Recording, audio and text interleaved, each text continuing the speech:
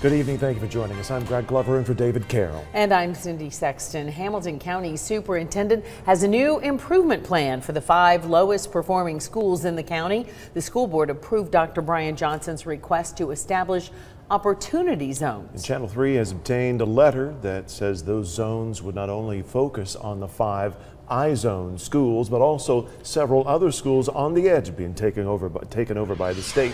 Channel 3's Kate Smith tells us about the plan.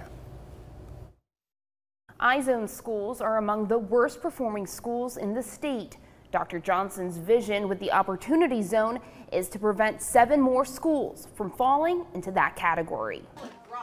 Dr. Brian Johnson has only been with the Hamilton County school system for a month, and some of those involved with the education system believe he's making progress. I think this is a very good move. I think there's a whole lot more that need to be done, and I think the plan is for a whole lot more to be done as well. So this is a great first step. At this week's school board meeting, Dr. Johnson introduced the idea of opportunity zones.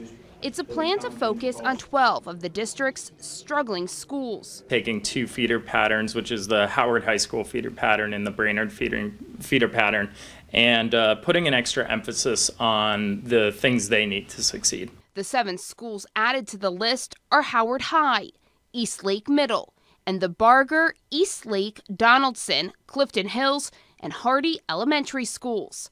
Dr. Johnson requested additional staffing for community school coaches, curriculum coordinators, and recruiters for teachers. Having a person whose job it is to recruit the best teachers and retain the best teachers is a really exciting move. Dr. Johnson says he has been in communication with the state about his plans.